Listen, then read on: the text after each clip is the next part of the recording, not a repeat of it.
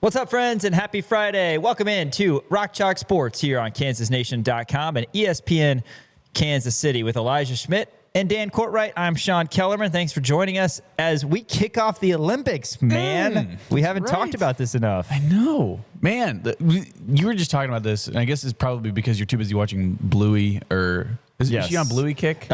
You know what? She did request Bluey for the first time this past week. Nice. But no, we're still, I don't know, we're watching like these weird like Play-Doh videos now. I don't know. She goes in these phases. All of a sudden, no more Miss Rachel. People like make Play-Doh ice cream or smoothies. Yeah, Miss Rachel has gone to the back burner, which is disappointing. But Claire is going to be 2 months old soon. I mean, Miss Rachel is going to be it's going to be back in your life. So we'll be back in your life. But yeah, the Olympics start today. Opening ceremonies is tonight, but curling started like 2 days ago.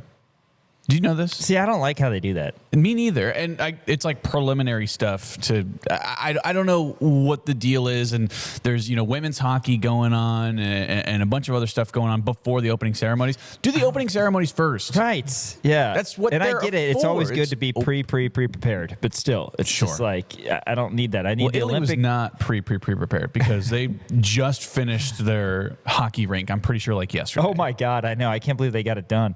But God, the Olympics are the best. Two summers ago was the Summer Olympics, and I remember literally staying up late. We were at the lake on like a long weekend, and my sister and I were, and you're gonna love this actually. We were sipping on like gin and tonic, or maybe she had a margarita or something. But we were doing crossword puzzles while watching the Olympics. That's awesome. At the lake. Isn't that great? That sounds like a good. That is like an ideal time. I think. Yes. Shout out to my sister Katie, man. Shout out. We're Katie. just guys being dudes. Wait. Guys and gals. Hold on. Is she married to Michael? Yes. And he's the one who always Michaels his beers. He does. He always Michaels his beers. I know. The Michael? The Michael. That's what that was named after. Man. Really disappointing. I know. And That's tough. Yeah, believe me, every weekend when I'm having beers, I make sure to not Michael my beers. Can't Michael your beer. No, you don't want to do it. You don't want to become a verb.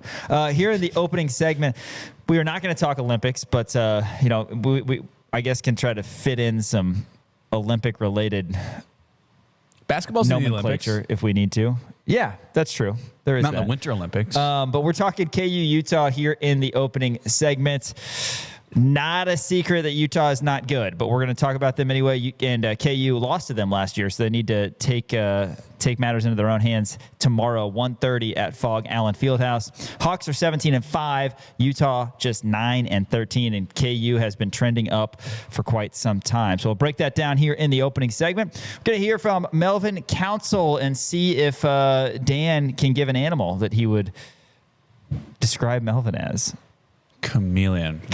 Melvin Council at the podium yesterday to talk about his dog mentality and a lot of other things.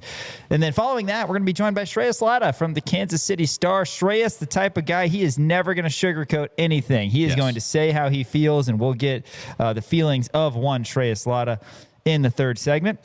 Following that, well, ding, ding, ding, ding, ding, ding, ding, ding. It's Sports Stock Market, one of our absolute favorite segments. Dan will take you around the world of sports. Of course, Olympics is going on, but Tom Brady is in there as well. And we need to just make sure that we fill you in on everything going on right now. In advance of Super Bowl Sunday, we got the Olympics, we got the Super Bowl. Why it's scheduled that way, I don't know. I mean, people watch the Super Bowl across the pond. Why would they not wait until after the Super Bowl to start the Olympics? I don't know how that works, but yeah. Anyway, Sports Stock Market, and then we're going to hear from the two-time national champion who had an additional year finishing as the AP #1 team, Bill Self, at the podium yesterday. And then we're going to close out the show talking about the big game and some college basketball game picks as well. Duke Carolina is also up. So a good weekend for sports fans, as that's the top 15 matchup. I feel like often in the past 15 years, one of those teams has sucked. It's usually been UNC. I mean, UNC was great when Roy Williams was there. They did miss the tournament once when Roy Williams was there. Shout out to Bill Self. He's never been lower than a 7 seed in the NCAA tournament. I hate it when you say, I know, it was 4. But he hasn't missed the tournament like Coach Williams and Coach Calipari and all those. Well, Kansas hasn't missed a tournament since 1989, and even that was on a technicality. Yes, exactly. So, I feel like Duke UNC a lot of times has one of the teams that's like not ranked or not seen ever. They're both good this year. They're both in the top 15. So, well, North Carolina wasn't. This is like a weird flip of a Hubert Davis team where they weren't supposed to be good. They were ranked 25th, which is good, but nobody had high expectations for them. And then all of a sudden, they've come up and they've just been rising in the rankings. I think Hubert Davis probably knows he's coaching for his job right now. So that's probably why, because he's definitely on the hot seat. So I think if he finishes off this year well, goes on maybe an Elite Eight Final Four run, I think he'll be okay. Also, they have really good players, so that helps as well. That's Caleb Wilson is an absolute freak. I was in Chapel Hill when KU lost to UNC at the Dean Dome. Really cool building. I will say, and I probably said this back in November when I was there, man, they will retire just about anybody's jersey. I mean, I looked up, I was like, oh my God, they've got jerseys retired. There's like 80 different jerseys retired up here. My goodness. But it was cool. They had a little video board of Larry Brown and Roy Williams. Obviously, those two, along with Dean Smith, all with ties to Kansas, the birthplace of North Carolina basketball, here in Lawrence, Kansas, which is great. But that'll be a good one. Duke UNC. Not the most grabby of a Saturday game for our Jayhawks as Utah comes to town, but it's still a game in Allen Fieldhouse. It's a Saturday, and as Jason King, he had his books Beyond the Streak and Beyond the Fog. I bring this up a lot, where a former player, I don't remember who it was, but a former player basically came in and said it was a dream come true playing at KU. Saturdays in Allen Fieldhouse were the best. You had the sun shining through the windows. You kick someone's blank, and then you go out and enjoy yourself after, and that's going to be the goal for Kansas tomorrow.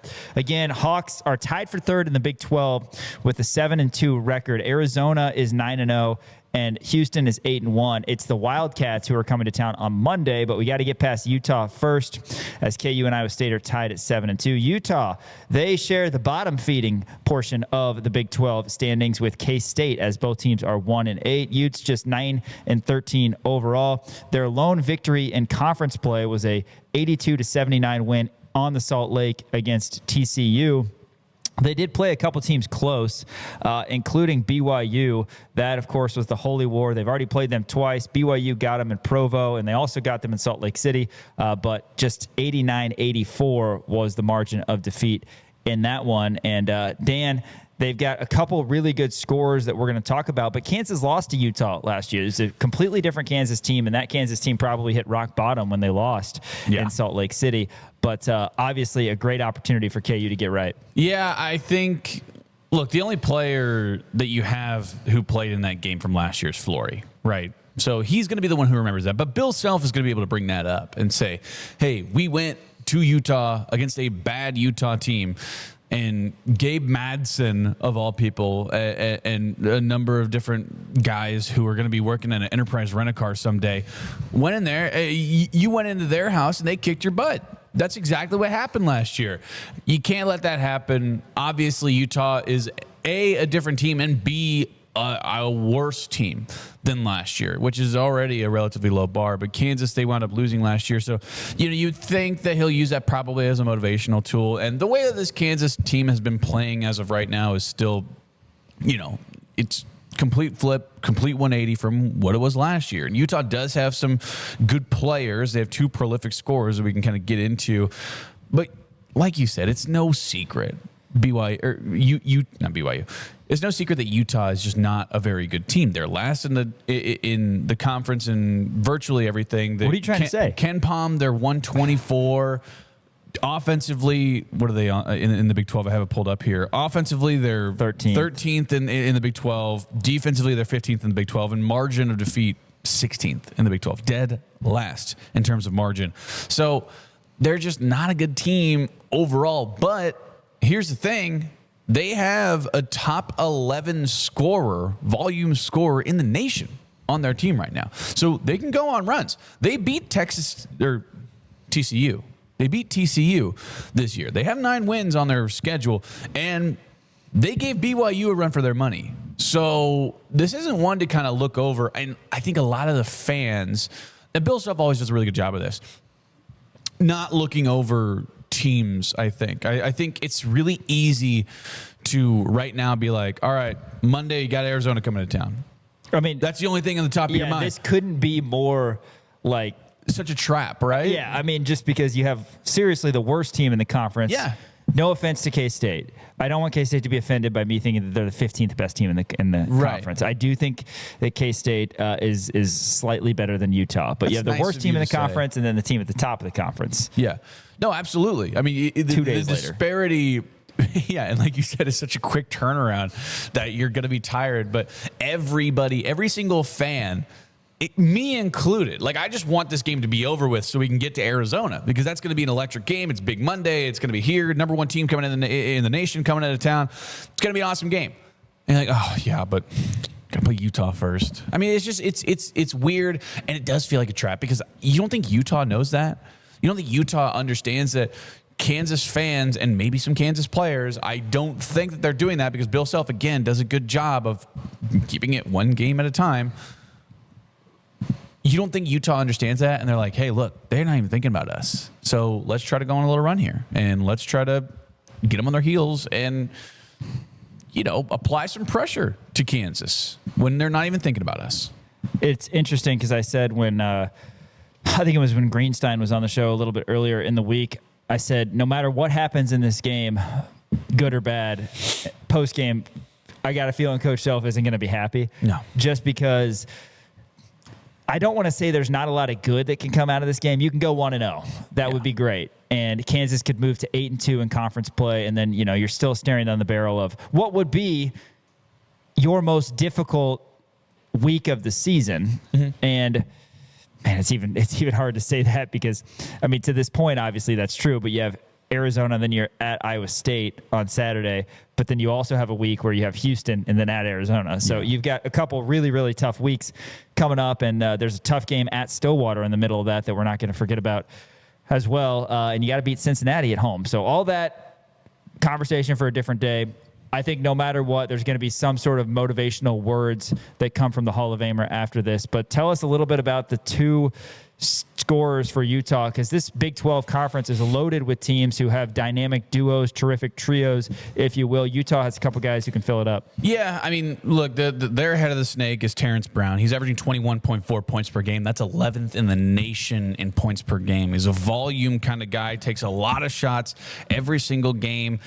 He's really the tip of the top when it comes to this Utah basketball team. He's shooting 35.8% from the three-point line, 45.5% from the field, 1.6 steals a game, 4 assists per game too. So that's something to note, is that he not only is he a top 11 scorer in the nation right now, he's also leading Utah in assists. So the ball flows through him. If you're able to stop him in any kind of capacity whatsoever, you should be able to win this game, right? Get in those passing lanes, make sure he's not able to facilitate, get a hand in his face whenever he's shooting those threes. But again, he is a really good player.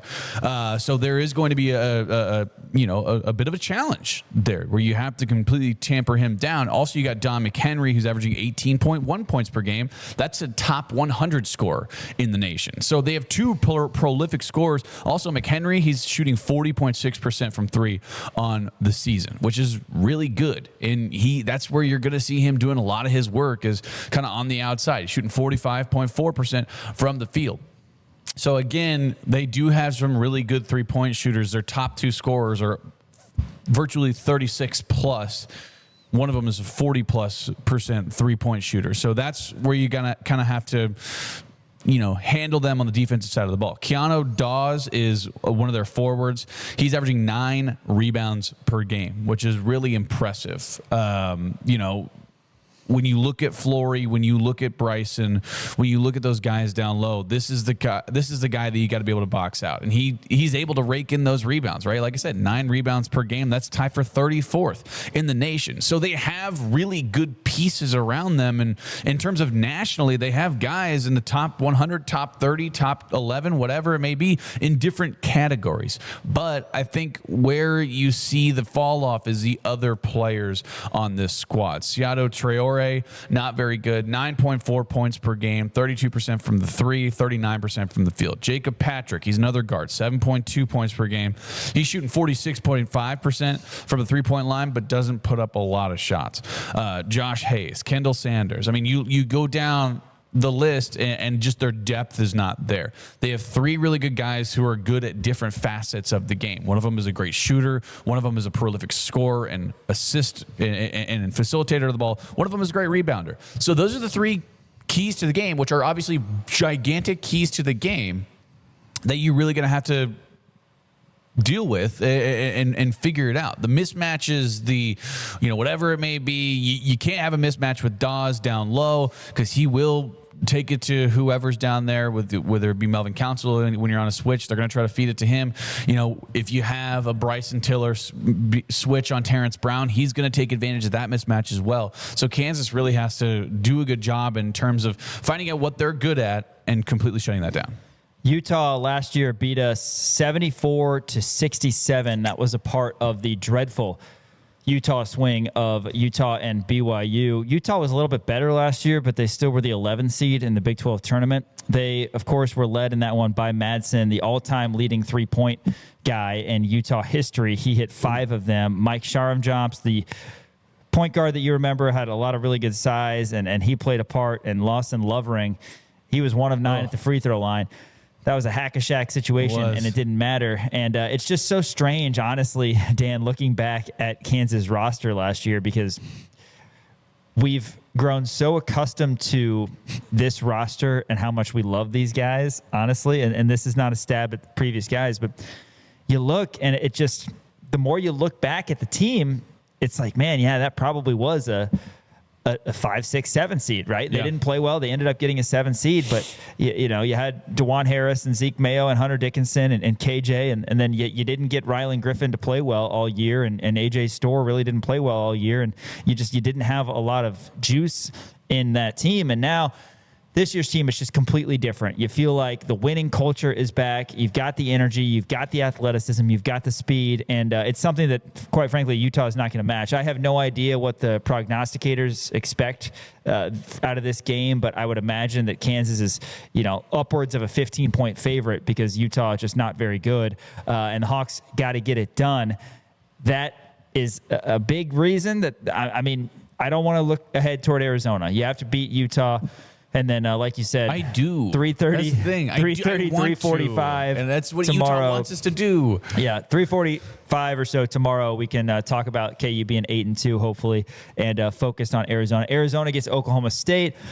I don't expect they'll lose that game. So, in all likelihood, Arizona is going to be number 1 and undefeated when they come in on Monday. Kansas should be 8-2, and that's probably going to be a top 10 matchup, Dan, because ranked ahead of Kansas is Michigan State. They lost to Minnesota earlier this week. Also, Gonzaga, we mentioned this briefly yesterday, they are number 6 in the country. They lost to Portland, a team who's 10-14. Gonzaga is going to drop. They're going to drop into the teens, I would think, after a bad loss like that. They were massive favorites and lost. So Kansas is at least going to hop a couple teams. They'll be in the top 10 as long as they take care of business on Saturday. And again, then you have such a great opportunity on Monday to not only, control your own destiny for the Big 12 title race, which all of a sudden we're talking about, all of a sudden Kansas is in the conversation for, but you could potentially get another huge win. If you beat Arizona, and after you beat Utah, if you beat Arizona, then you're on the 2 line in the NCAA tournament for bracketology projections. And again, that's a lot of ifs. I understand that, and there's a lot of games to go, but exciting to talk about, and a great opportunity for the Jayhawks. Got to make up for that loss to Utah, Salt Lake City last year. Before we kick it to break, we do want to tell you about our friends over at Crown Automotive. Miles Schneer and his team do a fantastic job taking care of your needs. And in fact, if you want to check out crownautomotive.com, you can browse the selection. If you can't get over to Crown on South Iowa and Lawrence, crownautomotive.com is the place to be. You can get a 2026 Prius for just 4.99% APR for 60 months. So check them out, crownautomotive.com. Miles Schneer, the Lawrence Citizen of the Year.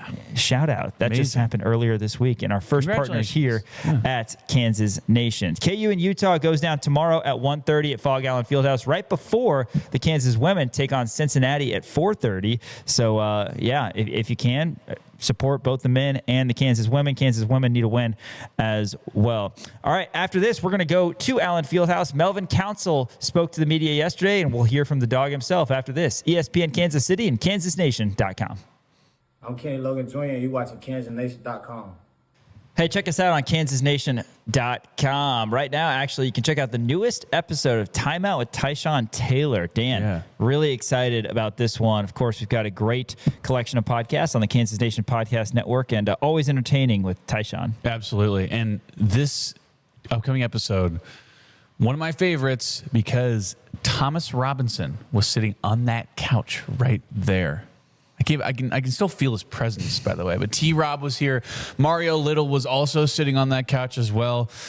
Love Mario, but, I mean, it's T-Rob. Come on, you know what I mean? So, really exciting interview. Go ahead and check that out on our Kansas Nation YouTube page, as well as everywhere you find your podcasts. Check us out on social media as well, Twitter, TikTok, Instagram at the Kansas Nation, Facebook, Kansas Nation also. So be sure to check us out. We're putting a ton of content out there, game day coverage. We're always putting out the best content. I'm putting out pre and post game videos, halftime updates, final score updates. So be sure to like, subscribe, follow, share, whatever you can do to spread the word about Kansas Nation. Yeah, we've also got other podcasts, The Jayhawker with Nate Bukaty. They had a special episode that's up on KansasNation.com as well with Director of Athletics and Vice Chancellor Travis Goff. We also have Between Two Fountains. Be looking out for the next episode of that with Greg Gurley and Mick Schaefer. All sorts of podcasts, KansasNation.com. And if you missed any press conferences, not just from Bill Self and KU players, we've got KU baseball, we've got KU softball, who's underway today officially already, February 6th, as they're down, I believe, in Florida. And then baseball is going deep in the heart of Texas for their first trip, which will be next week. So, we'll keep you up to date on all of that, KansasNation.com. And then, of course, our socials, Twitter, TikTok, Instagram, Facebook, at the Kansas Nation, or Kansas Nation on Facebook. All right, let's go to Allen Fieldhouse. We're going to hear from Melvin Council Jr. in advance of tomorrow's 1:30 tip, KU and Utah. Here's Melvin. No, I know you weren't here, obviously, last year, but last year, this team, at some points in the season, found ways to lose games, and now you guys have, I think you started out 0-2 on the road, now you've won 3 in a row. What is it about this team that allows you to find ways to win late? Our players meeting that we had, we just had to lock in and bring Kansas basketball program back. Past couple of years haven't been Kansas. Those 2 losses, that it was pretty rough. Coach always preached to us that we got to protect the home court and steal some runs on the road, and that's what we try to do moving forward. So the players only meeting was beneficial. Yeah, right after West Virginia. When you look at you guys as a team over this six-game Big 12 conference winning streak, just what stands out about what you guys have been able to accomplish? That we got a lot of fight in us. It's a lot of time. It's always going to be a lot of time. It's going to be is we going to do the job, or either we're not. And then we all want to win. As we win, the whole team eat. Like Coach preached, everybody going to get a piece of the pie if we start winning. Kind of a weird question. I saw an interview with Darren recently, and he talked about a Michael Myers mask. Do you guys know anything about that, or is he? Oh yeah. I mean, is that? Yeah. Is that his in Michael Myers' world? Obviously, it's a fictional world. Yeah. You don't escape that. Is that kind of the way Darren plays on the court? I mean, he's a killer, I guess. Yeah, most definitely. And he's quiet. He don't say anything. He's, I would say away games. There's a song called "Walk in Your Trap, Take Over Your Trap." It's like Darren walks in, don't say nothing, do his job, and leave. So that's where that comes from. Melvin over here, you're locked into the game, but obviously when the crowd is always barking when you got the ball, how much do you appreciate the crowd, knowing that you got that dog mentality out there when they're barking when you got the ball? I love it. I appreciate it. Like I said before, we got the best fans in the country, and I didn't know until Coach Self said that on my visit. I didn't believe him. All coaches trying to sell a kid a dream to come to their school, but these fans is unbelievable. And with that dog mentality you have, just how much do you feel like maybe after that players meeting that some of that dog mentality permeated throughout the course of the team and led to your guys' success?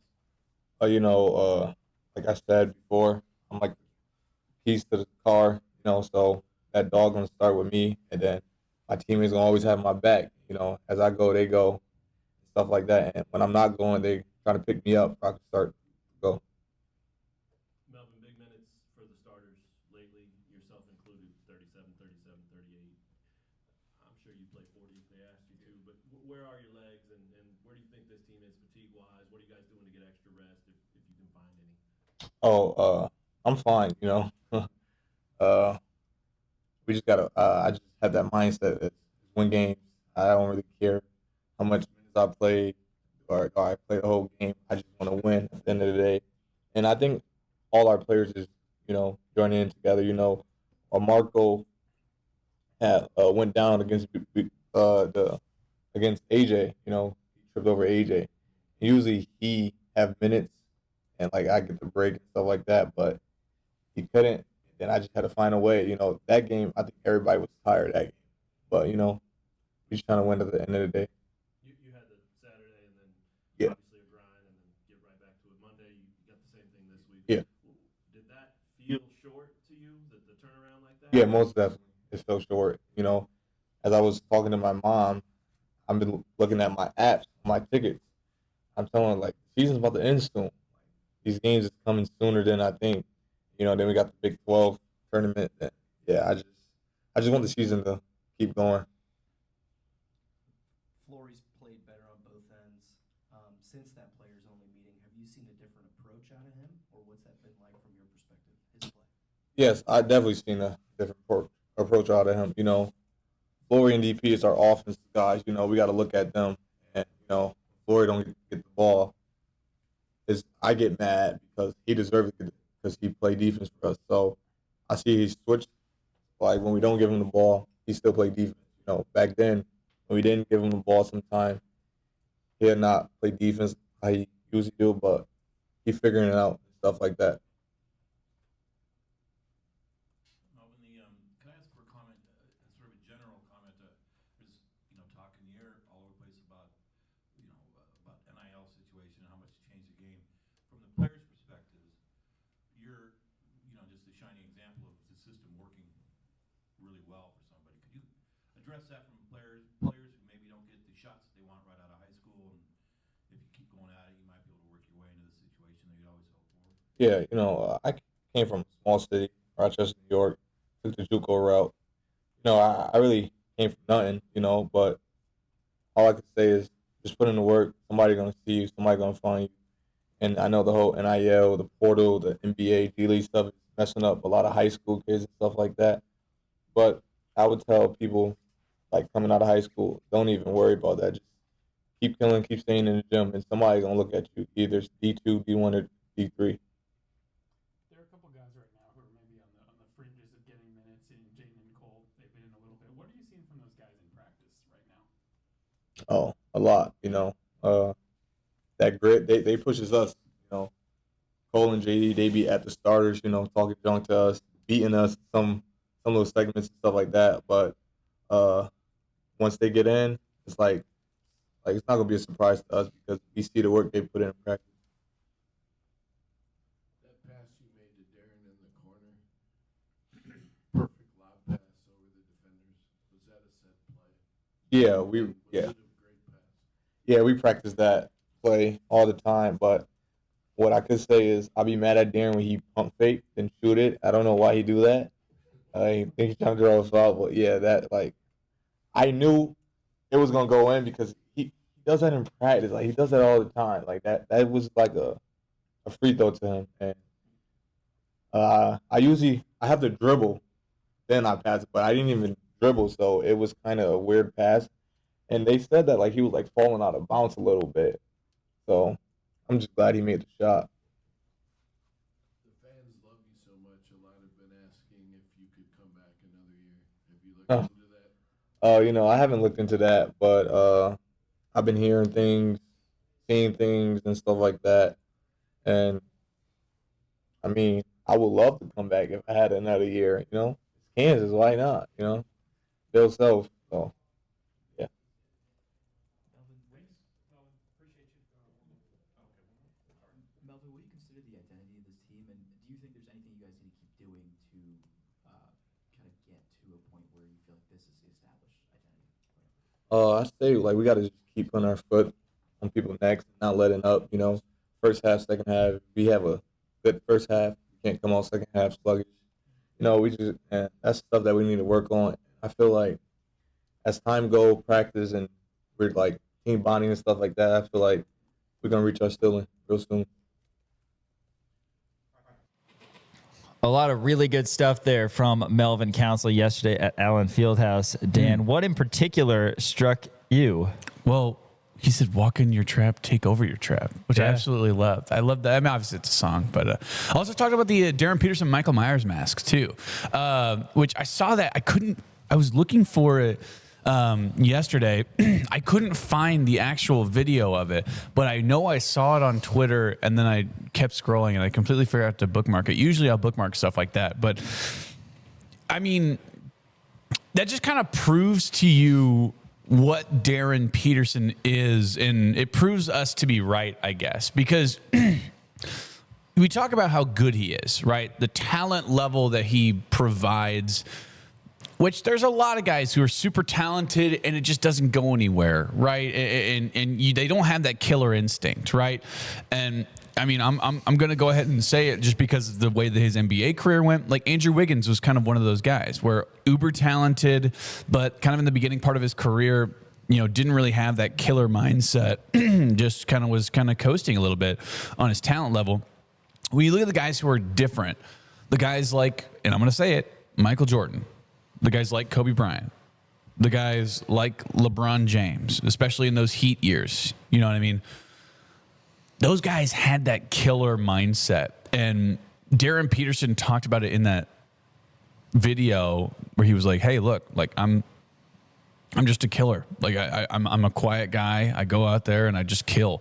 And you saw it against BYU. He had the dunk of the year, didn't even smile. Yeah. When he hit the 2 threes against Texas Tech, you know what he did? He turned around straight faced and just ran back. Didn't yell, didn't do anything. Just an absolute psychopath. And that's what you need out of a player like that.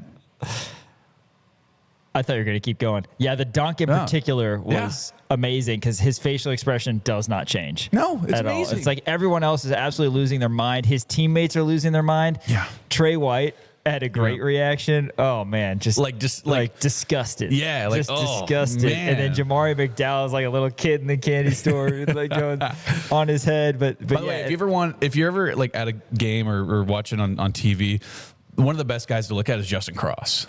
Oh yeah, Justin Cross always does. He's always the goof. He's like the Onryo Adams, like the cereal guy. Oh my God, so good, man. So Justin Cross is the ultimate hype man. But yeah, that you're not kidding though about Peterson. He definitely has that killer mentality, and that's honestly what we were hoping he would be when we brought him on, because DeJuan Harris didn't have that. DeJuan Harris not as gifted. I mean, amazing story, the fact that he was able to come to Kansas, be here for 6 years and play for 5, and set all sorts of assist records and all that. But he wasn't a guy who was going to close the game, and Darren Peterson's a closer, and I think Melvin Council's a closer too. And just heard from Melvin kind of about the mentality. But the other thing that was interesting that Melvin said, in my opinion, was talking about that players only meeting, and the media loves that stuff. And I know that your focus in talking to Coach Self was on the bench points, even though they didn't play very much. You're not going to score as much if you're on the bench, I think is what Coach Self was alluding to. We'll get to hear that a little bit later. Dan Courtwright, it was and a fair Bill question. Self. He's giving me crap the last 2 questions. It was fantastic. I know. You might have to pull back. I know. I'm just going to not ask any more questions. Yeah, I mean, that was a 2 bench points. Is that something? I asked him what he thought, what the impact of the bench was going to be moving forward. Where does he envision it? Anyway, yeah, it's been that interaction has been funny. I wasn't trying to be relive. mean about it. But no, the team meeting, the players only meeting, and everybody talks about 2008 Henry T's and all that, and it's like, realistically, it is funny because these guys eat together all the time. They're together all the time, and I'm sure these happen more often than not, but Melvin actually did point out that after the West Virginia loss, said, players only, like, hey, we got to bring back the winning. We got to bring back the culture to Kansas. And since that time, Kansas has not lost. They've gone 6-0. That's very true. By the way, do you remember it was the Iowa State game, I believe, where that was the game after the West Virginia game. it was halftime. Jay Billis was in there at halftime with us. Yeah, he was eating a dilly bar. You and I were standing next to Jay, and I said, man, that players only meeting, that really did the trick. Kind of as a joke, obviously you're one half after a players only meeting and you play really well. I was kind of joking, and Jay Billis goes, those never work. Yeah. Well, guess what, Jay? Look at it now. I mean, Melvin pointed it out.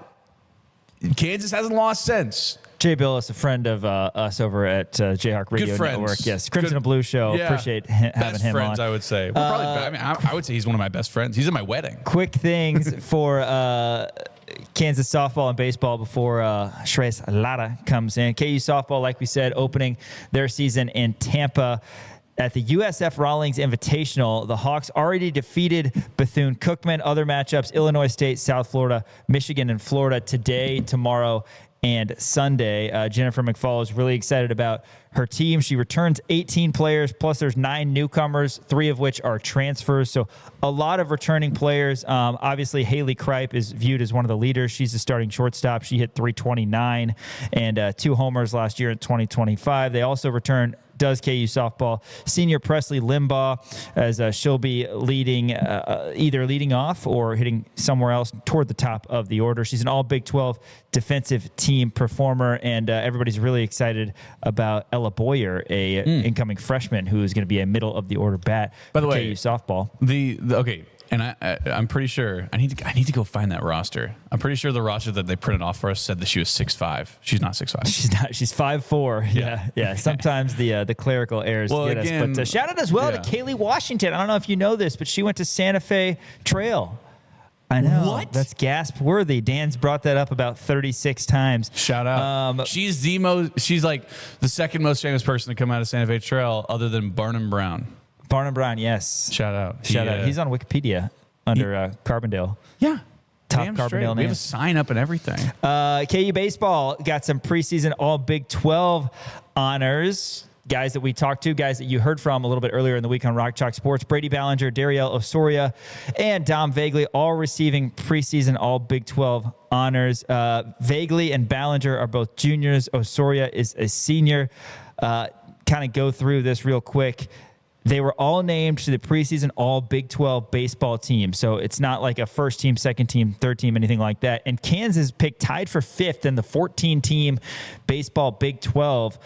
That's pretty good because KU, obviously, not the easiest place to coach college baseball just because it's a cold weather state. And certainly there are other factors as well. But Dan Fitzgerald, Travis Goff, they have done an unbelievable job building this program. Coach Fitz continues to get great classes coming in, transfers, JUCOs, that sort of thing. So excited about that. Really, really excited to track the season of Dom Vagley because this is a guy who got preseason All-American accolades before last year, and it was bumpy last year. He threw a lot of innings, but he gave up a lot of hits. We saw flashes of the Vagley that we saw freshman when he was the Big 12 Freshman of the Year, but didn't do it as consistently. If Vagley can be the Friday night guy, which he will be, and perhaps the other pitchers can round into form, Coach Fitz saying there's still some battles to be won on that front. That'll be huge for Kansas because it's vital that you have that Friday night guy that's dependable, and I'm sure Dom wants a little bit more consistency. Yeah, 100%, right? Dom Vagley came into last year with all of these All-American honors, and there was just a couple of games, kind of in the middle of the season, later in the season, where it got a little shaky, right? And that tends to happen with some guys. You're not going to see dominant performances every single outing by a pitcher, but Dom is continuing to get better and just continuing to, be that absolute dominant Friday guy that you know and love. You're also bringing back Cannon Carr, who is a really good pitcher from last year. Manning West gave you a lot of really good innings from last year. So the pitching rotation you feel really confident about. You're losing Breckheimer, you're losing Cooper Moore. So there is that, but also you have some other guys who are going to be really important cogs in this machine, and also you still have John Coyne, who's going to be the assistant coach. And you also have Thaniel Trumper, who was a pitcher from last year, and now he's on as a GA, or I guess an assistant coach now. Obviously, knows all these guys, but now is in a coaching setting with this Kansas squad. So, if anybody knows how to, kind of teach some pitchers, it's a guy who literally did it for your team last year. So you're really excited for that. But obviously on the offensive side of the ball, you got guys like Osorio, you got Brady Ballinger, who was just an absolute monster last year. So really excited for this KU baseball team program. Yeah, KU baseball, like I said, they are starting things down in Texas. It's at UT Rio Grande Valley. That gets underway a week from today, 6:30. It's a 3-game set against UTRGV. And then Kansas will go to Lamar in Beaumont, Texas, before battling against McNeese State in Lake Charles, Louisiana. A shout out to Brad Kincaid, Steve Kincaid's son, who played baseball at McNeese. No kidding. And then Kansas, I'm surprised that they're even allowing this to happen up in the Twin Cities. KU gets to return to Minnesota, even though last year they won a game 29-1 and hit 5 straight homers in one of those games. Minnesota is welcoming Kansas back to US Bank Stadium. That's going to be a 4-game set, February 25th through March 1st. And then the home opener for KU baseball is going to be against St. Thomas on Thursday, March 5th. That is the first of a 4-game set. So excited for Coach Fitz and everybody over involved with KU baseball. After this, though, we're talking Kansas basketball with Shreyas Laddha from the Kansas City Star here in studio. Rock Chalk Sports rolls on. KansasNation.com, ESPN, Kansas City. What's up, everybody? Dan Peterson. Everybody go check out KansasNation.com.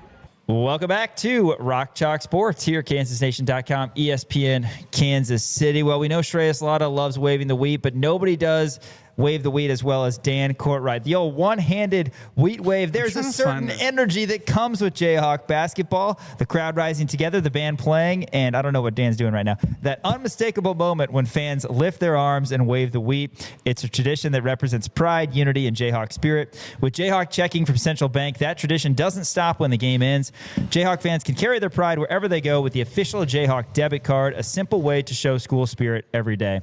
Central Bank is proud to support the traditions and communities that bring people together. And as the proud banking community partner of the University of Kansas, Central Bank is committed to serving Jayhawk fans with banking options designed for real life, on campus, at work, and everywhere in between.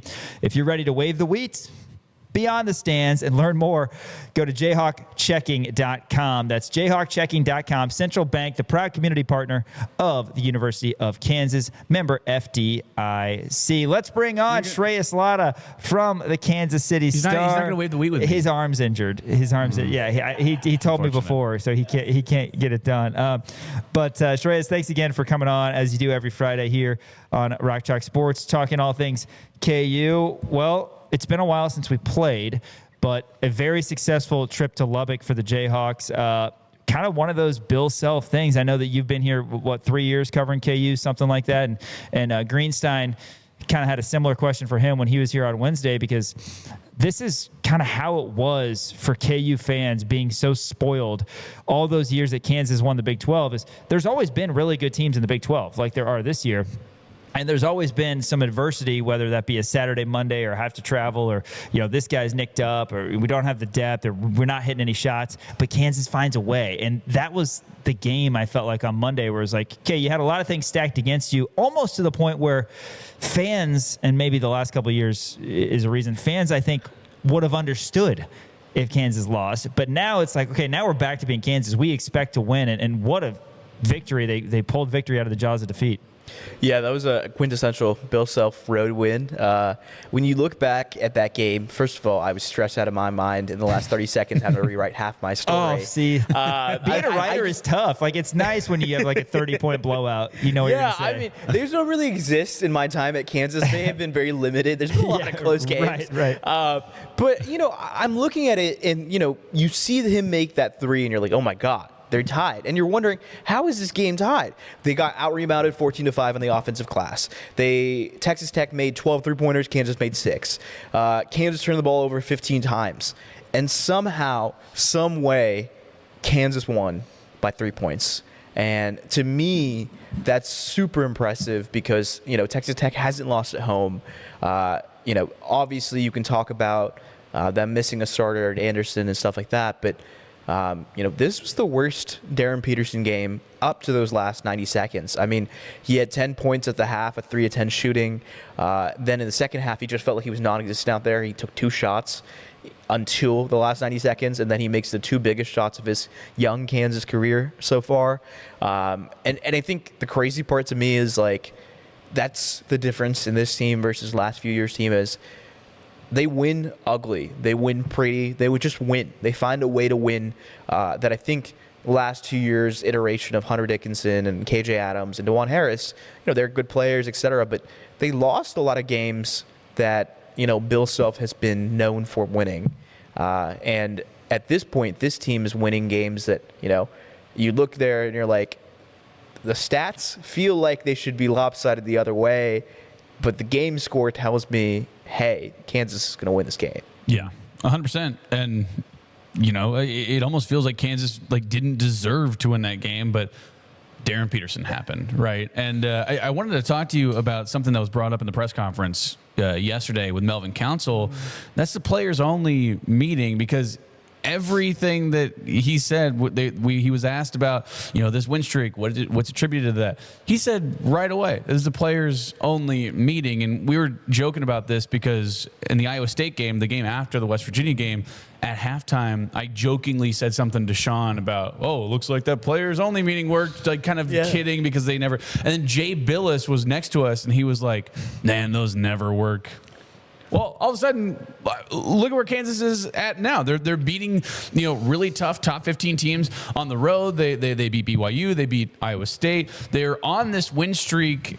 I mean, just talk about that. I guess in your mind, because but obviously before your time, there's a legendary story, and I'm sure Gary Bedore has told you all about it. The Henry Tees in 2008, where they had the players only meeting at Henry Tees, and they wind up winning the national championship. I guess there's one instance where it seemingly has worked, but it just after that West Virginia game when everybody got together, it does feel like there's just something different about it. No, absolutely, and to Jay's point, I think this might be the first time in the history of players-only meetings in the sport of basketball that it's led to a 6-game winning streak in dominant fashion, right? I've been really impressed with this Kansas team since then. It feels like they've figured out the defense. But I think it's easy to say players-only, but I think we can clearly say there's defensive changes. They're not switching as much. They're putting Flory at the back a little bit. They're keeping him as kind of like a help side defender at points. And you can see him play really good help defense when guys are getting blown by. He comes out of nowhere, blocks the shot. So I think it's easy to kind of situate into, this is a players only meeting. And clearly that had a real effect. Yeah. But I do think Bill Self has made some changes to the defense, and it's allowed them to not be exploited as much as they were on that switch heavy defense that they're playing in non-conference play. Clearly, I think the chemistry of this team is better than it was at that point. I feel like the flow on offense between Darren Peterson and his teammates is a lot more natural. I think the only time I felt weird about it recently was the second half of that Texas Tech game. And that's only because Darren Peterson just doesn't touch the ball. Right. So then you're wondering, what is he doing? And I don't know if he was just dealing with cramps, but it seems like he played through some cramps. That's what Bill Self said, or whatever. But, he made it happen in the moments that mattered. But it's crazy to me. I don't know what they talked about in that players only meeting, but it clearly had some sort of effect on this team and their ability to kind of pull things together.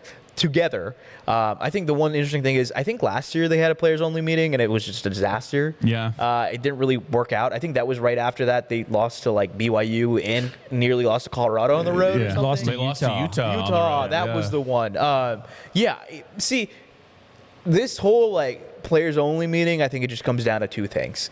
Do you have the veteran leadership to turn things around? And this Kansas team clearly does. Melvin Council, Trey White, 2 guys who can help turn the team around.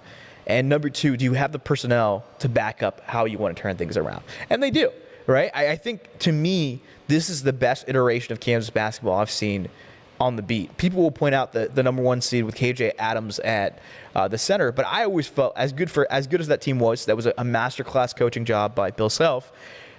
They always had a clear flaw. They were short, they couldn't rebound the ball, and they played with pace to make up for it, but, they got beat doing that very thing. Obviously, Bill was, in the hospital at that point, but still, with this team, I feel like there's not a lot of flaws, right? Like I thought the shooting would be a question mark. It's not a question mark anymore.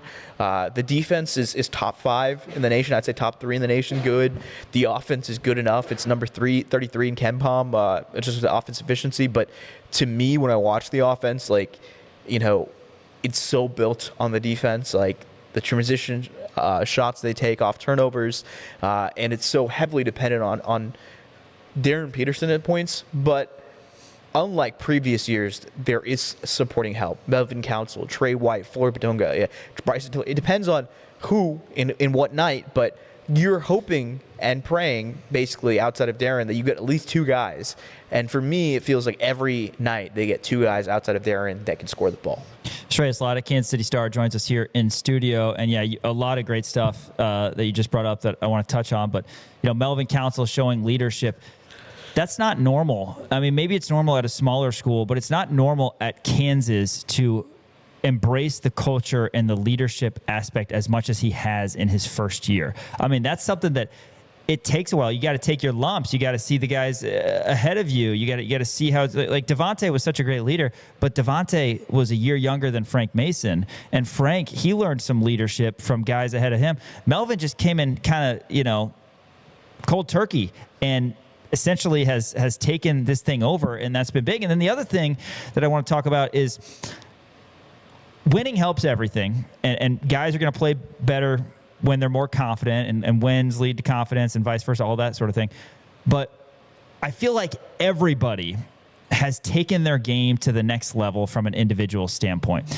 And I think some of that is Peterson related, but Peterson hasn't played in every game. Like, Peterson is a great player. Yeah.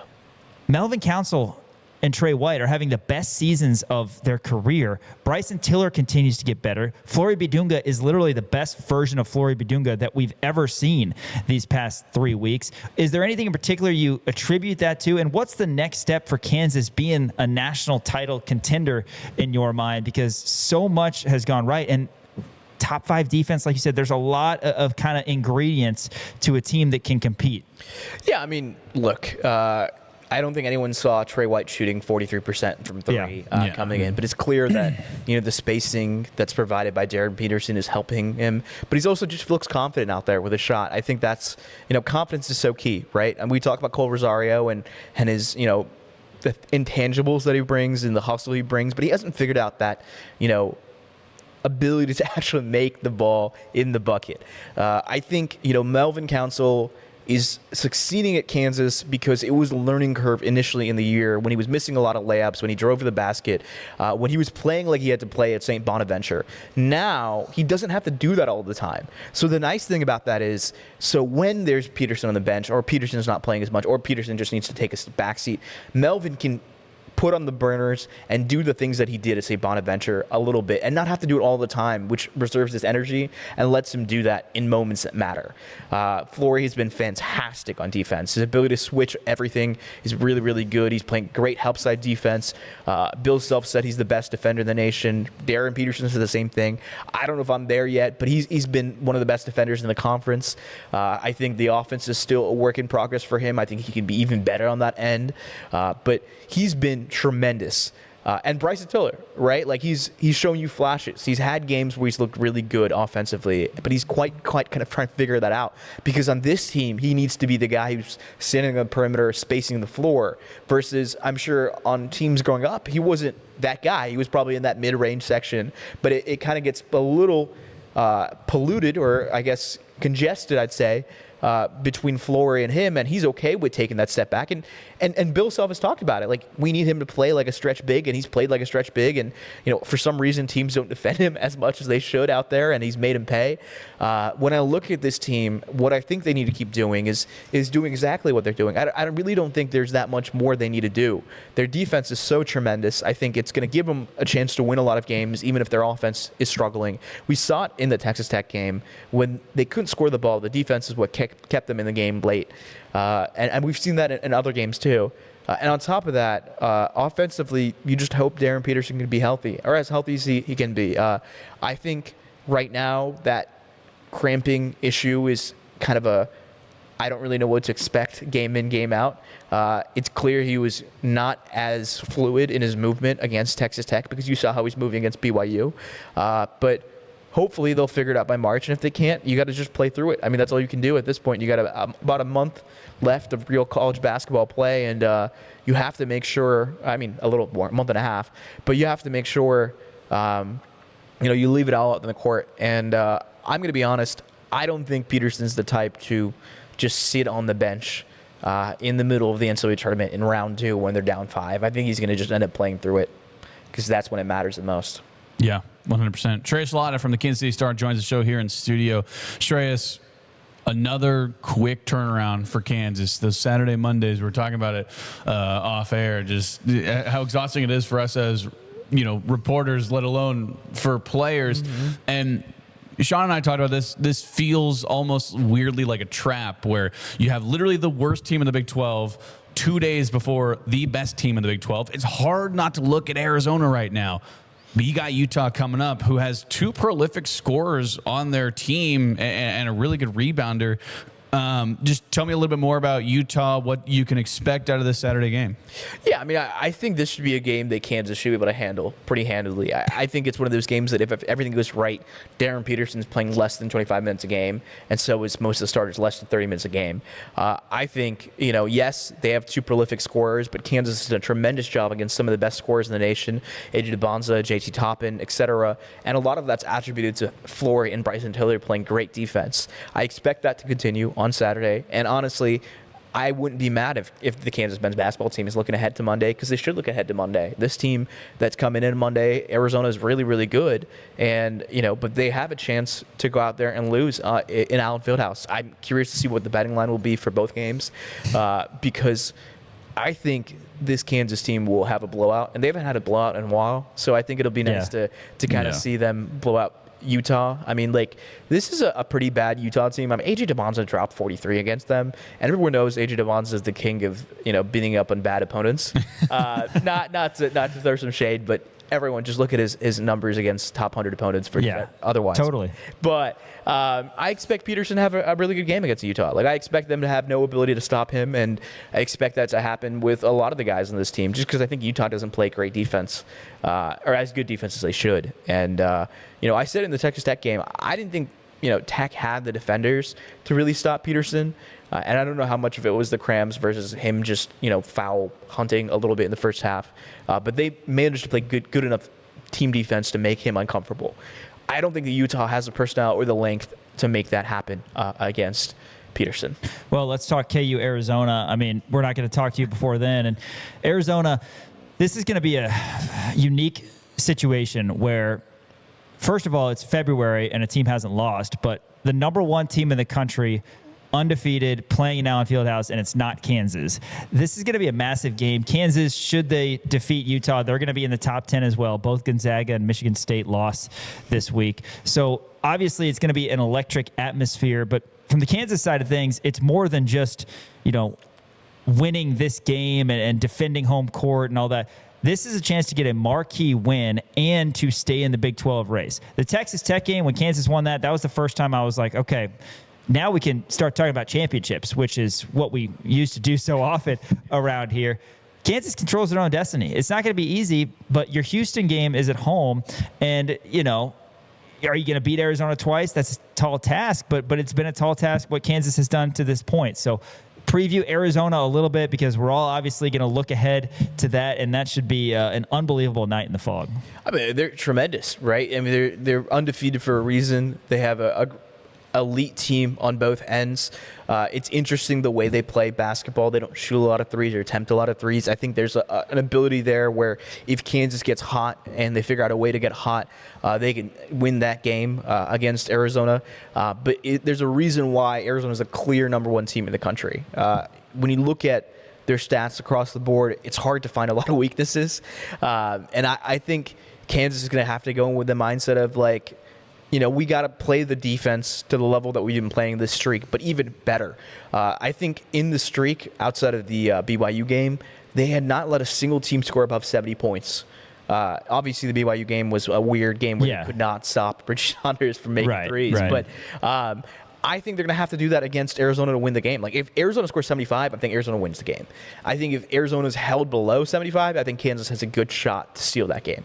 I'm really curious to see if Kansas is favored in that matchup. I wouldn't be surprised if it's like basically a pick 'em, just because, I think Arizona should have a lot of respect going in that game, but Kansas has been playing the best basketball at the right period at the right time. And they win against Utah, which they should. I think they'll go in matchup wise on Monday and have a good shot to upset Arizona and hand them the first loss. And then we're talking Big 12 title. If they beat Arizona, we got to start talking about maybe they're in contention for that Big 12 title. Well, you heard it here first, folks. Shreyas Laddha guarantees that Kansas upsets Arizona. I said if. I wanted to be clear. I said if. I'm just kidding. But obviously a big game coming up on Big Monday. Another quick turnaround for this KU basketball team. Shreyas, got to get a football question before we let you go. We heard from not only Lance Leipold at length, but also Andy Kotelnicki. I know you were here during the Kotelnicki era. I was not. That was my first press conference with Andy Kotelnicki, and I fell in love with him right away. He just was it because he talked about mustaches and how they're back? Yes, yeah, he seems like a good hang. He said mustaches are back. I was like, damn straight. But obviously, the big news coming out of the press conference is Andy Kotelnicki will be the play caller, and Jim Zabrowski will essentially be the pass game coordinator.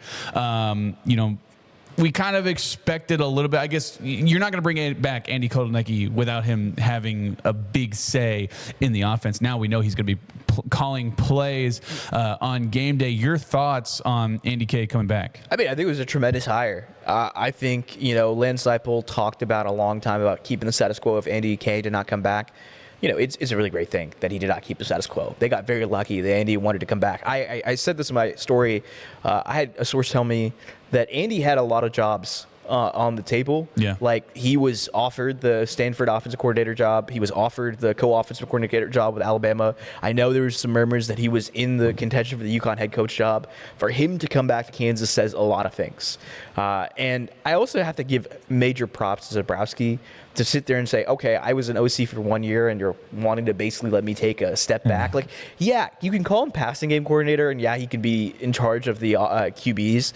But this is basically saying, okay, so, Zabrowski, you're not the OC anymore. Kotelnicki's the OC. Even if they don't call him the OC, he's the guy calling the plays and has the final say and everything. That sounds like the offensive coordinator to me, I think to manage those level of egos and the ability to kind of step back and say, hey, maybe last year wasn't quite what I wanted. It wasn't what I expected. And I'm okay with the idea that Andy Kotelnicki comes back and maybe is my boss instead of, us quite working together. Obviously, it seems like they'll be on pretty equal footing, but it does seem like Andy has a little bit of the higher up in the sense of he's going to call plays. The last time Kansas won a bowl game or even made a bowl game was under Andy K, and they've been kind of floundering on offense since.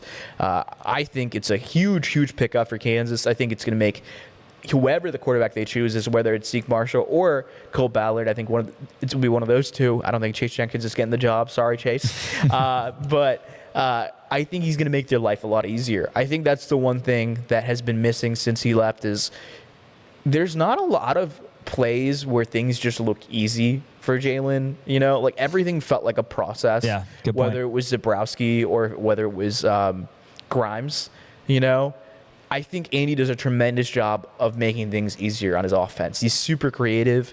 I know, there was some internal and rumors and stuff like that the wide receivers weren't as happy because they're so tight end heavy, but it doesn't really matter because this Kansas team is going to have to get creative to score points next year. And I think, they have a guy like Dylan Edwards. Obviously, he's not Devin Neal, but he's a tremendously talented back. He can help make whoever the starting quarterback's job is a lot easier. And I think a lot of that's going to come down to the scheme that Andy K provides. And like Lance said, I don't think he's like gimmicky. I think he schemes to the players that he has, and I'm very curious to see how he schemes with the talent on this offense. Yeah, and that's what a good coach does, right?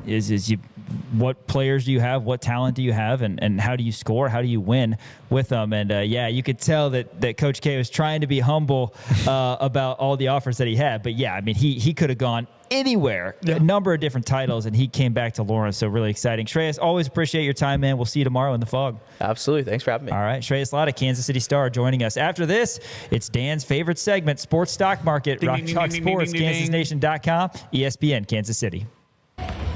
Hey, what's up, Chuck Nation? Roby Dunga here. And make sure you check out the new KansasNation.com. Club Chalk.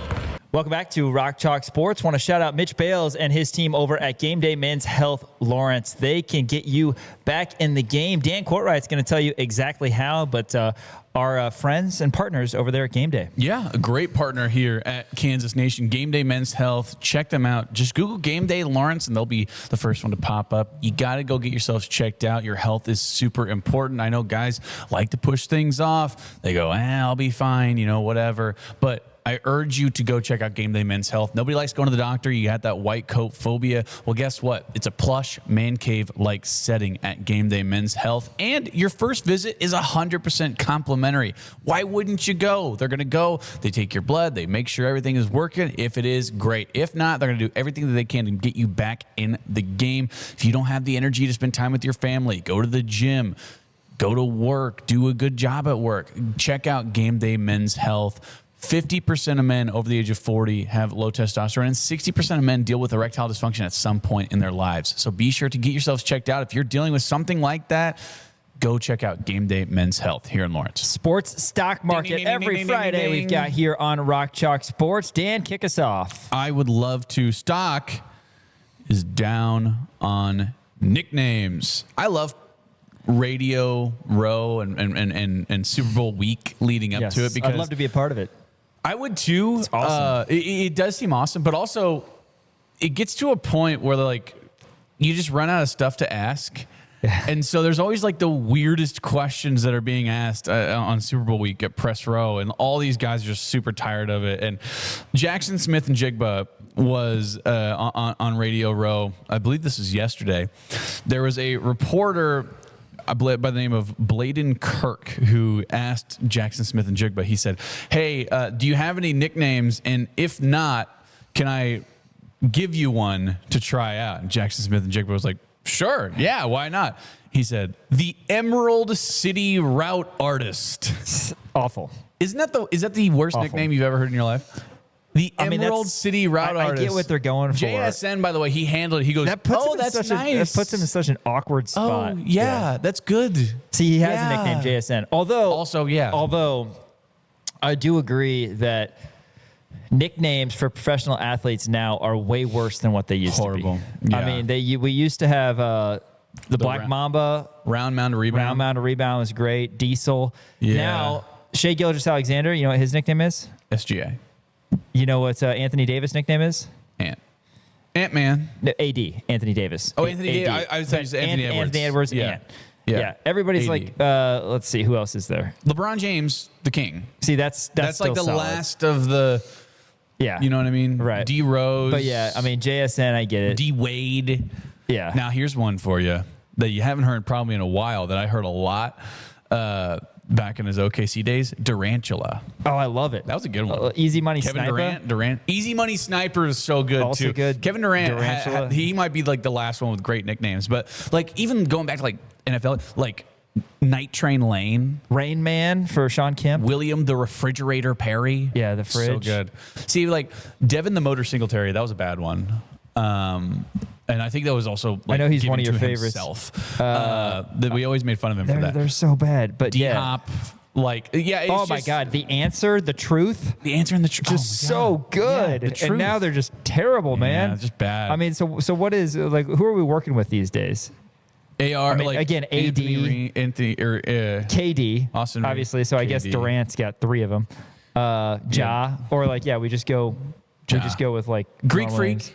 There's the Greek Freak. That one's good. Vinsanity was a great one. Yeah, that was a good one. God, man. Who are some others How about Andrew Wiggins' Maple Jordan? Maple Jordan was good. That Yeah. was actually, I like that one a lot, even though it didn't really live up to the hype. But now, chalk this one up. The Emerald City Route Artist. Yeah, right. For Jackson Smith Even and Jigba. Darren Peterson's DP. By the way, but Offensive it's Player of the Year. You got to do it.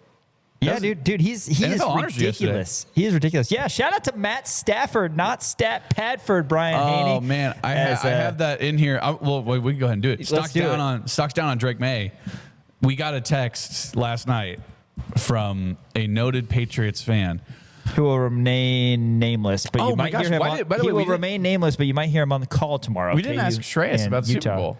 Oh my God! He's a Patriots fan too. We'll ask him about it next Friday. Oh, just we botched after it. they lose. But yes, Brian Haney, noted Drake May lover, noted Patriots fan. He's not super public about his Patriots fandom, but we are. Texted us last night. I'm not going to read it, but what did he say last night? He said, 1 vote. And Stafford's former teammate Dan Orlovsky was allowed to Orlovsky was very public that he was going to vote for Stafford. But hey, Yeah. I am on board with Matt Stafford. You know why? He's one of my favorite players. You know why?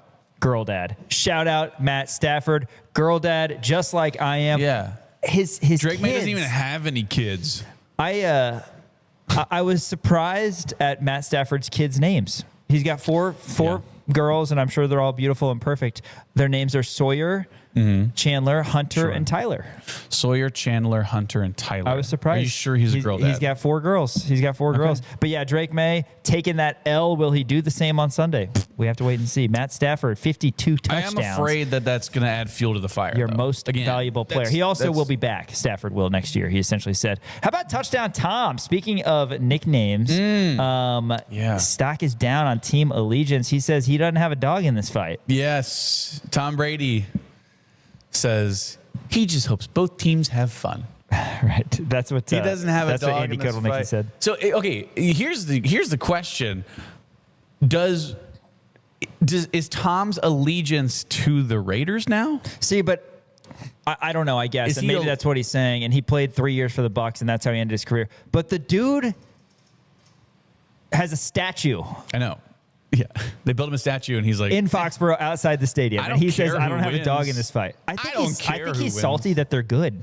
Maybe. I think he's salty that they're good so quickly after he's gone. Not that it's that good. They went to Super Bowl 2018. Yeah. But yeah, it's kind of salty. Yeah. I don't know, but his former teammates not happy. No. There's a lot of former teammates who are like, "That's bullcrap. You're a Patriot through and through." Is it a part of, because I understand what, like, while he's calling plays and also a minority owner of an NFL franchise, there are a lot of rules he has to follow. Like, he cannot be critical of referees. He cannot be critical of the NFL. He can't, like, cheer for anybody. So maybe that's a part of it, but also he wasn't, like, calling a game when he said this. He was just asked about it, and he was like, "Yeah, I don't really have a dog in the fight." I mean, I don't know. That to me feels like asking, like, Danny Manning when KU play, if KU plays, let's just say Duke in the NCAA tournament or in the national championship, and you go, "Hey, Danny Manning, who are you rooting for?" He goes, "I don't really care.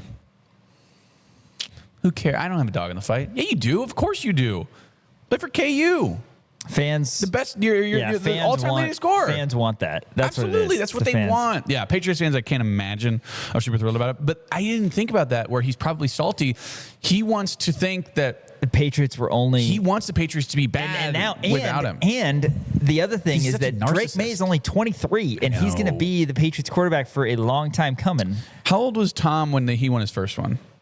He's probably around that same age, right? Yeah, that sounds right. 2001? Yes. Was 2000 the Rams Titans? So 1977 to 2001, he was 24. 2000 was Rams Titans. So yeah, Drake. He would have been 23. Drake May's 23. And so Tom would have been 23 because it would have been February of 2001. They got their next quarterback, Tom. Yeah. Shout out. Stocks up on the West Coast Conference. I told you about this game, and you told me the backstory. Portland beat Gonzaga a couple nights ago. Like I said, Portland Pilots, they were 10-14. They beat number 6 team in the country, Gonzaga, who closed as 22.5-point favorites. Portland controlled this game throughout, ended up winning by 7. Their head coach, Shante Leggins, a friend of the show. He was on the Crimson and Blue show with us back in 2021, the NCAA tournament. He was the head coach of Eastern Washington. Wow. When Kansas faced Eastern Washington in a 3-14 game in the first round. David interviewed Shante Leggins. After that season, Leggins went to go coach Portland. And,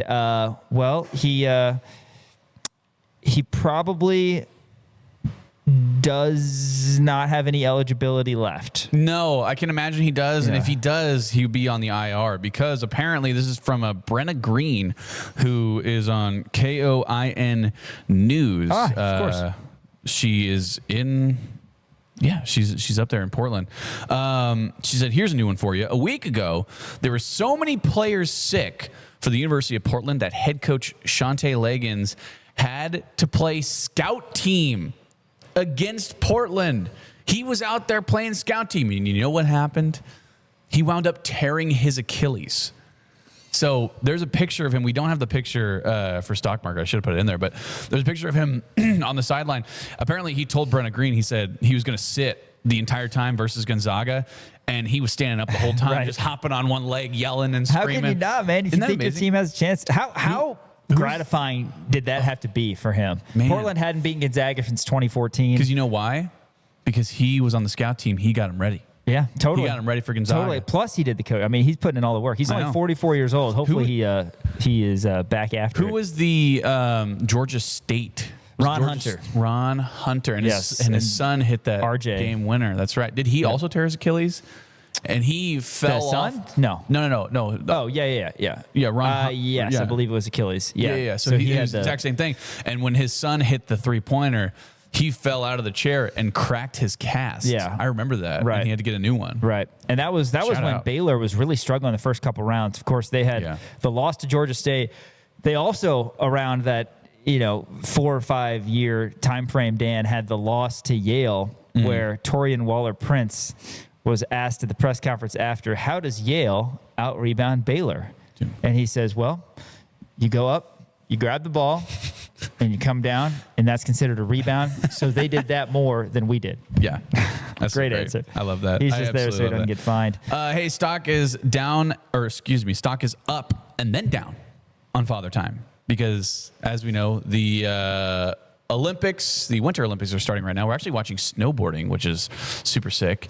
Lindsey Vonn, 41 years old, decided she was going to come back. I think she publicly said this is going to be her last Olympics she was ever going to try. And then while she was practicing before the Olympics, tore her ACL a week ago. Stock's up on Father Time. But wait! Stock's down on Father Time. Like shady. She's back.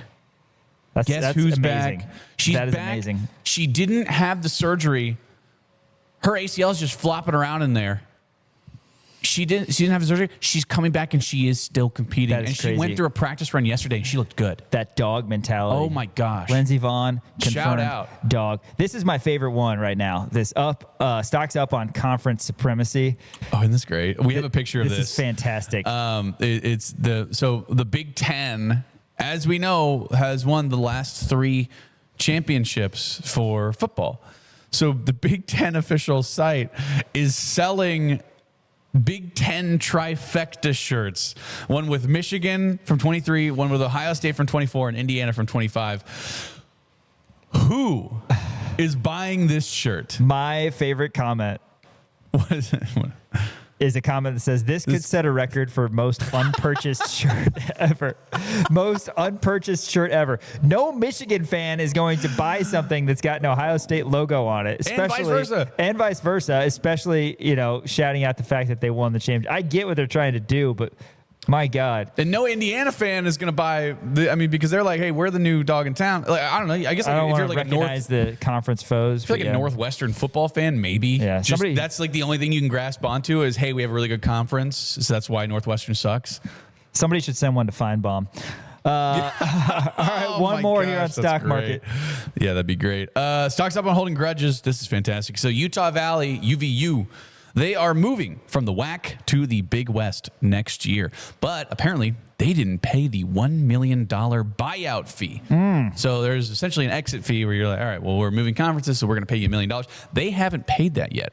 So the WAC they came out with a statement saying, beginning today with the men's basketball team game against Abilene Christian, the at UVU, the Western Athletic Conference has removed all Utah Valley University home athletics contests from its broadcast schedule until further notice.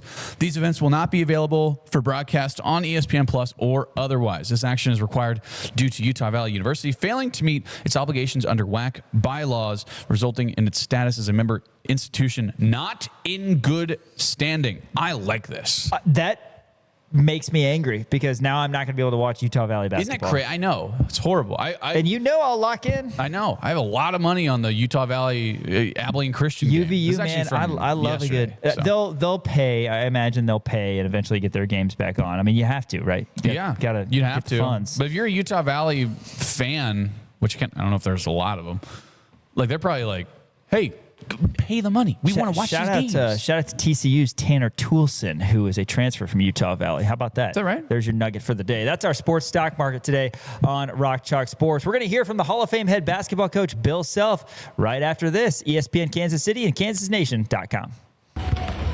Hey, what's up, Chuck Nation? Roby Dunga here, and make sure you check out the new KansasNation.com. Love Chuck. KansasNation.com, the place to be for all game day coverage, and follow us on socials as well. KU in Utah tomorrow at 1:30. Let's hear everything Bill Self said yesterday in advance of the big game. Romery's in the house again. Huh? Wife run you out? Is that why you're here? Yeah. All right. Have at it. Melvin referenced the team meeting, how you guys haven't lost since the West Virginia game.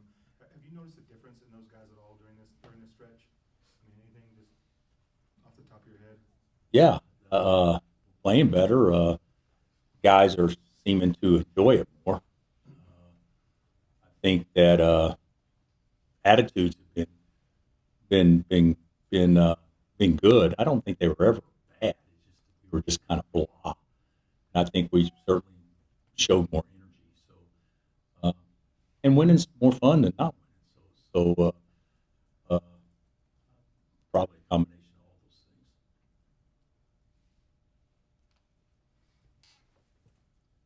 I'm curious with Flory and his own progression this season. We think back to him at North Carolina or the start of the season compared to the guy he is now. Where do you feel like he's taken the biggest steps forward?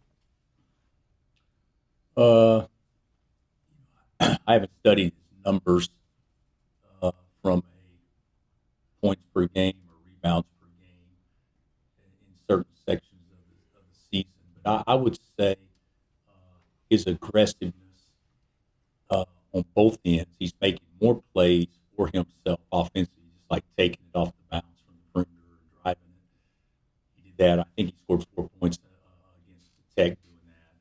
But the biggest thing is, I think, he's guarding everybody, and he's really improved his perimeter defense by not lunging and gambling and just keeping his body between his man and the basket to the point where he's hard to score over or around. So I just think he's a better player, but I think that you should be a better player. You're a part-time player last year from a minute standpoint. You become a starter, and you should be better now in game 20 than you are in game 2. But he's certainly doing a nice job. He's having a nice year. 2 bench points against Texas Tech. I guess moving forward, where do you envision kind of the impact of the bench for the remainder of the season? Well, I think I know what you're saying. Bench points are really important if your starters aren't scoring. Marco isn't himself right now because he's nicked up.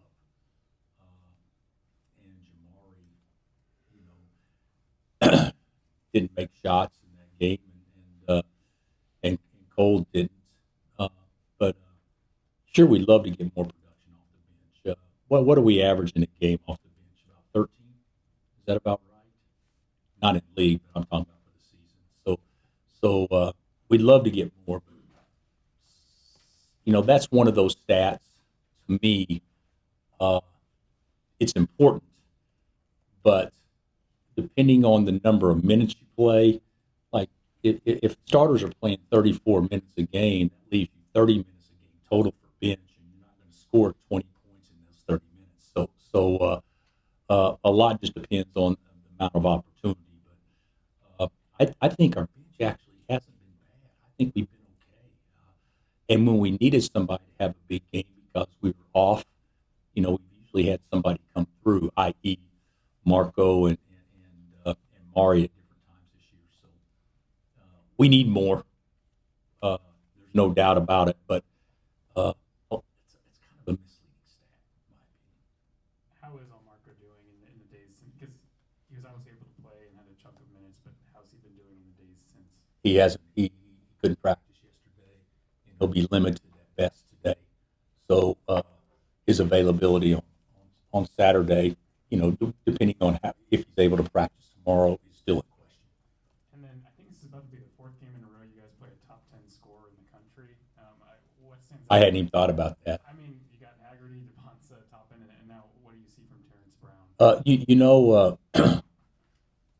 I just looked at this before I came down here.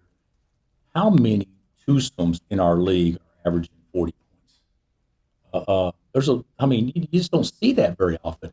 And with us, even if DP, if you count his season-long stats, at 21 plus, and who's our second leading scorer at 15 or whatever, it still doesn't add up to 40. And of course, we get a chance to obviously play against two guys this weekend that are combined for 40 from the perimeter. So to me, Brown is a natural scorer. He can score off the catch, and he's got range, but he still drives the ball, and he's got a good in between game. You're going to have to guard him. You're going to have to guard ball screens in certain ways with Ian McHenry for sure, because they can definitely score behind it. I know right now Cole's not playing a lot, but when he's in there, he's rebounding or diving for loose balls or just doing little things. How important is that for a guy to just get in there and do what he needs to do?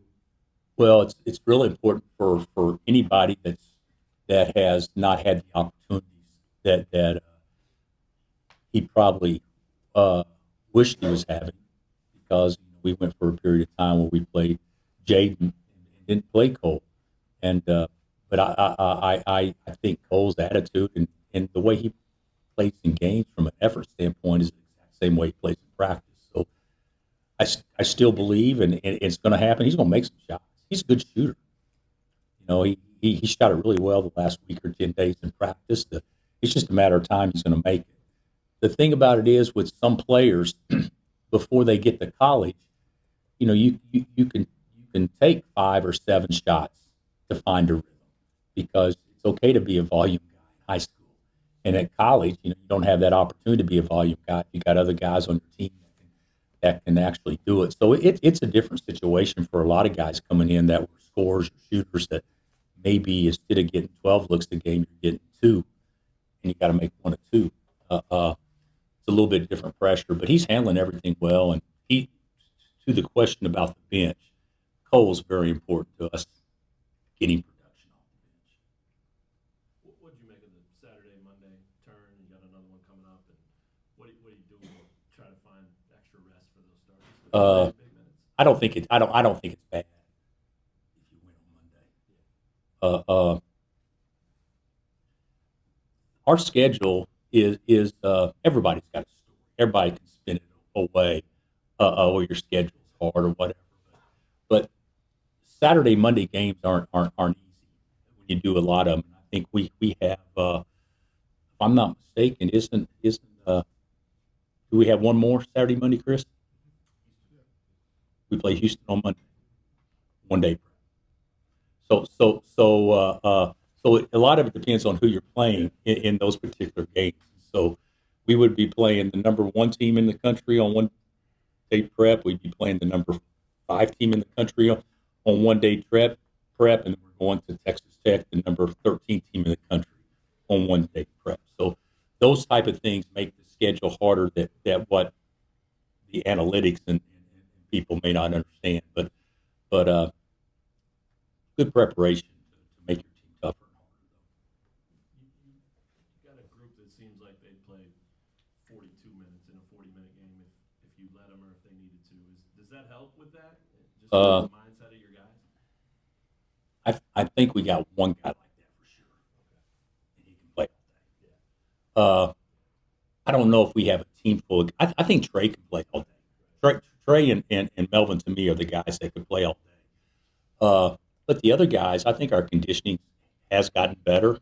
I think if you'd have said before the season, Flory needs to play 32 to 34, I think you'd say, well, that's kind of a stretch there. And maybe we are playing him too much. Bryson the same way. And Darren, I think he's capable of being in that 32 to 34 range, but we haven't put him in that position yet, really. Depth is important. Production is important. But when you get into the postseason, sometimes depth doesn't play quite the same significance because you get the extra 3-minute timeout in the first half that you get in the second half, and you get 30 more seconds or a minute longer on each timeout during the game because of a commercial. It's more important, I think, from a foul problem standpoint or an injury standpoint than it is actually the production standpoint. Bill, just kind of building off of that with the back-to-backs, what have you learned over the course of the years with the different type of personnel you have and, say, the bench, the depth that helps you improve preparing for back-to-backs, knowing how hard it is, especially the way you have the back-to-backs with number 1 coming to town on Monday and then number 5. Just how are you preparing for that? I'm going to believe that adrenaline will take over and we can get through it because we're not going to sacrifice Saturday to rest people for Monday. I'm believing that we're going to play to win exactly how we need to play to win, at least in our opinion, on Saturday, and then worry about Monday when Saturday's over. It's a great question. I think the best answer would be, how do you prepare? Will be the week prior to practice.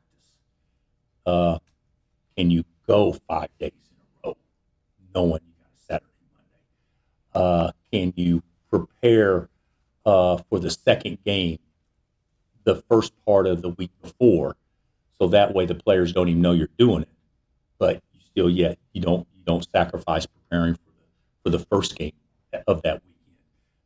I think that's probably the biggest thing is from a timing standpoint. How do you get your guys as fresh as they can possibly be for the second game, knowing that you're going to have to spend a lot of energy on the first game. And another question a little bit outside, but Mark Turgeon hired for the Ruse. Just what are your thoughts on that? I love it. I coached Turge. I was a GA when he was a junior in school here. So when I say I coached Turge, I handed him water and a towel. So I think it's great. And I think his son's going to join him on staff, if I'm not mistaken. So that's fantastic. And Turge, maybe not in recent memory, but to anybody that's followed ball over time here, has meant a lot to this place. And he's so well thought of from people at this place that I actually hope our people support him at his new place, and certainly wish him the very best. Bill, how would you grade your team going 7-2 through the first half of Big 12 play? I would say we were certainly better the last 6 games than we were the first 3. I think we've gotten better.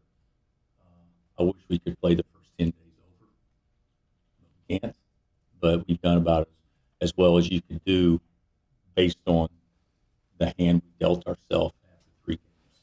So could we be better than 7-2? Yes. We could also be worse than 7-2 as well. So are we in the mix? I think we're just outside of it, but hopefully can play our way into the mix. Last year's game at Utah probably was one of the low points. Do you show the team film for revenge motive, or? Considering we had one guy playing that game, that's on our team.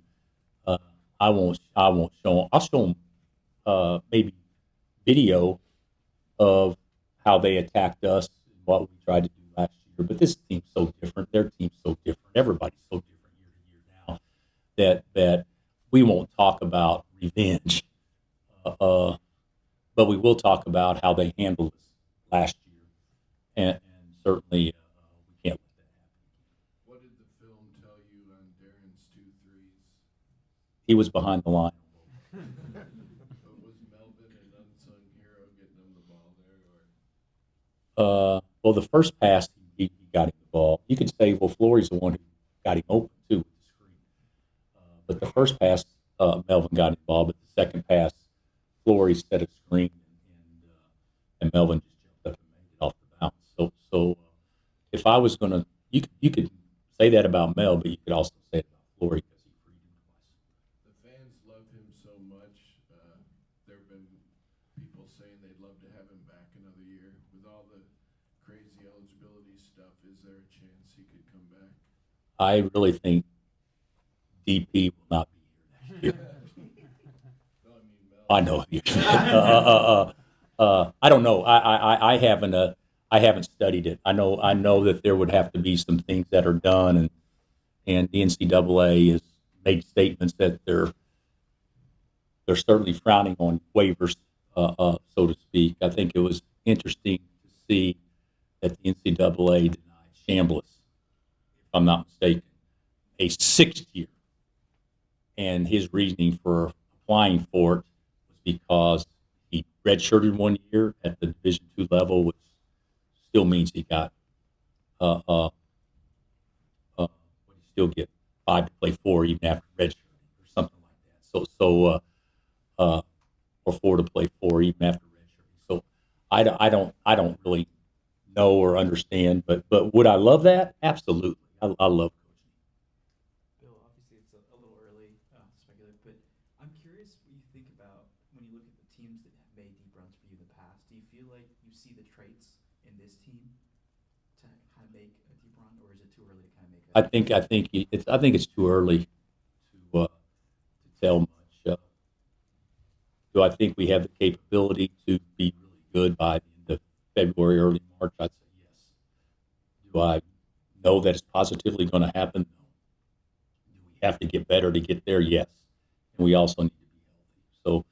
So there's a lot of things, but you know, if we're whole, you know, if in butts are candy and nuts, yeah, I think this team's capable to do some damage. But you could say that about a lot of teams that we've had, and then you can say, well, good gosh, you had Wiggins and Embiid. Well, no, we didn't. We didn't have Embiid. You know, there's a lot of things that could happen that could definitely impact that. Utah 9-13, 1-8. I know it's kind of a down year, but what stands out as you kind of prepare for Saturday? Get ready for this. The 2 guards scoring the ball. To me, they both can score the ball, and if they get hot, you know, if they have big nights, they can keep you in the game and win a game for you. No question. Kind of a random question, but this is a doubleheader with the women's game. You guys don't do that very much, and I think Brandon said you've been trying to make one happen for a while. What do you think about that and having them one after another with the chance for people to stick around? Yeah, I got no issues with it. I hope it's positive for them. Love to see people stay and support Brandon and the women's program. It's just you know, people stick around. That sounds good in theory, but what time is our game? 1:30. And what time is their game? It says 4:30. I think they may adjust it. So based on clearing the building and cleaning it and getting it back. So hopefully people will stick around. Hopefully people go get a bite to eat and come back and support them. So and they had a big win. Was that last night? Yeah, a big win last night to get to hopefully have some momentum moving into the game. You've certainly done it before, but I wonder, have you seen any benefits or fruits of bringing Tiller in early like you did last season? I mean, has there been evidence that him just being around has helped in any way, or it didn't hurt. Sure. But I would rather him be at his high school and be healthy and playing Yeah. being here and being hurt and sitting. So I think him being hurt may have stunted his development a little bit, more so than actually being here and studying. But he's done great, and he's getting better all the time. But if I had to pick my rathers of the two, I'd rather have a guy healthy and be here. And if you didn't think it was a benefit, why would football want to bring guys in at mid-year so they can go through the burnt spring ball? So I think it obviously a benefit, but I'm not sure it'd be a huge benefit to bring a football guy in if he's hurt and couldn't do anything. What when you decide to do that, or guys decide to do that? Is it the practice run they get? Is it the experience of traveling and going through it all? What's the biggest thing you hope to get out of it? I think it would be the practice, and the work ethic and the grind, and getting used to it, and understanding what wins and what doesn't win, what works and how we do things, as opposed to what doesn't work and how you think things should be done. I think those are all benefits. I don't know about travel, though. It seems like to me that it takes one trip and you get caught up on that stuff. All right, Coach. Thanks, Coach. All right. That's Bill Self in the Allen Fieldhouse Media Room yesterday. We're going to close out the show today talking Super Bowl game picks after this. KansasNation.com, ESPN, Kansas City. I'm Kenny Logan Jr., and you're watching KansasNation.com. Well, one of us at this table has a claim to winning at least $400 in literally every Super Bowl. Yes. And it is not the person whose name is me. It's me. It's Dan Surprisingly Courtwright. enough. I am incredibly cold throughout the entire year, and then every year I make it up in the Super Bowl. All right. Well, tell everybody about this ridiculous parlay that you put together. So just hear me out. I know Rashid Shaheed, his catches per game is not great, but he's fast, and I think that he's going to have a step on that secondary for the Patriots. And early. So I have a 4-leg parlay. It's plus 8,500. When has this ever missed? He put a first touchdown score as part of a 4-leg parlay. I did. Seattle Seahawks covering the 4.5-point spread. Drake May under 220.5. Jackson Smith and Jigba anytime touchdown. Rashid Shaheed first touchdown of the game. So I actually agree with the JSN prop. I like JSN anytime touchdown at minus 110. And I also like Jackson Smith and Jigba MVP at plus 500. Doesn't happen often that it's not the QB, but it did happen with Cooper Kupp. I will say, by the way, if you want to lap this one in there, over 10.5 on the number of the first touchdown score. And you like Seahawks minus 4.5. I do like the number. I think that one's fun. What number jersey? Yeah, over 10.5 because JSN's 11, right? Coin flip is yes. JSN's 11. Rashid Shaheed's 22. He's terrible at coin flips. I beat him every time. Coin flip is tails. Don't do it. That's gonna do it for Rock Chalk Sports Gatorade's today. Have orange. a great weekend. KU Utah tomorrow at 1:30. Coverage starts at noon. For Elijah Schmidt running the operations and Dan Courtwright, Sean Kellerman saying stay tuned all weekend long, and we'll catch you next week from 4 to 6. Rock Chalk Sports, ESPN Kansas City, KansasNation.com. Hey, this is Cole Ballard, and you're watching KansasNation.com.